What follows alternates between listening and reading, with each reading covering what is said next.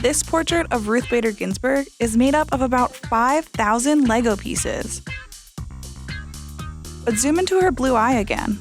You've got a square blue Lego. Diagonal to that is a rectangle one. And another rectangle is perpendicular to that. Then, separated by a row of black, another square blue Lego. To you and me, this pattern doesn't translate into an eye, but that's how artist Andre Veloux sees the world, in pixels.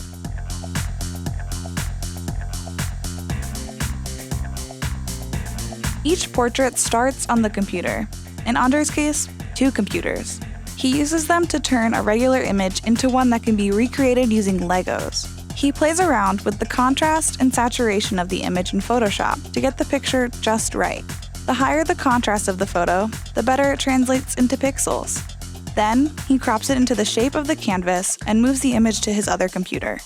From there, he uses a separate program to turn the image into pixels. Each pixel corresponds with a Lego stud on the canvas. But figuring out the colors? That takes a little more work. Each person you take for a portrait has their own colour balance, if you like, and that depending on their skin tone and their hair colour and their general appearance. And so you need to choose a Lego palette with colours that will be complementary to that. And his palette is already pretty limited. The official Lego palette that Andre uses has 51 different colors, 33 of which are solid. The remaining ones are considered special bricks. And contrary to what some people might think, Andre doesn't use any custom bricks other than the ones engraved with his signature. I will just reduce the Lego colour palette, take out some of the primary colours that I don't want to appear in the portrait. In that way you get a more realistic and kind of photorealistic portrayal of the portrait. Taking out a handful of colors limits his range even more. And it's possible Andre might have to change a color or two during the building process. He begins the physical portrait by creating the canvas with base plates. I found out these are aftermarket ones. These are not made. This is the only thing I use that's not made by Lego. This is another company that makes standard base plates, but they're thicker. And so this gives a much stronger structure for the whole piece and it holds together better. Andre uses Legos to attach the base plates together to form the canvas. Then, using placeholder bricks, he maps out the general shape of the section he's going to work on. These are brightly colored bricks that won't blend in with the colors he's actually using. Once that's done, he lays down the first bricks. Because the process involves a lot of rearranging bricks and swapping out colors, it makes it difficult for him to know exactly how many bricks he'll need of each color. When I build a piece, I'm always running out of stock of the pieces I need, so I have to then put some kind of placeholder in and leave it there until the stock actually arrives, and when the stock arrives you can replace them with the pieces you need. Because of this, it could take Andre up to 3 months to complete one portrait. He doesn't like to keep these portraits flat, and that could mean adding layers of texture to the hair, face, or the background. This vastly increases the amount of Legos he needs. Creating texture in each specific section requires using different kinds of bricks.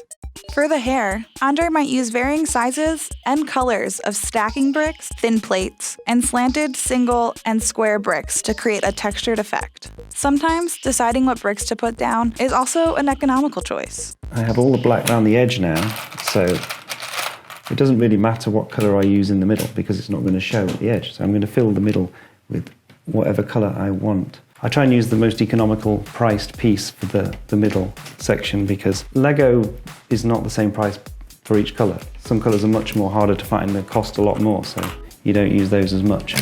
Next, Andre moves on to the face. He makes it using a majority of flat plates that vary in colors and hues, and it can be tricky to get right. If 1 or 2 bricks are placed in the wrong spot, he might end up with something odd looking pretty quickly. Because this can easily happen, it could mean putting in and taking out bricks hundreds of times, which can do some damage to Andre's fingers. When he gets it right, it all starts to come together. I mean, that's what I kind of like call the magic as it comes together. You can see nothing for such a long time, and then you suddenly see it all. But the most important step to give the portrait its realistic feel? The eyes. The principal elements in them are the eyes and the lips, specifically the eyes. And you have to design the eyes so they're going to make some kind of connection with the viewer when it's produced.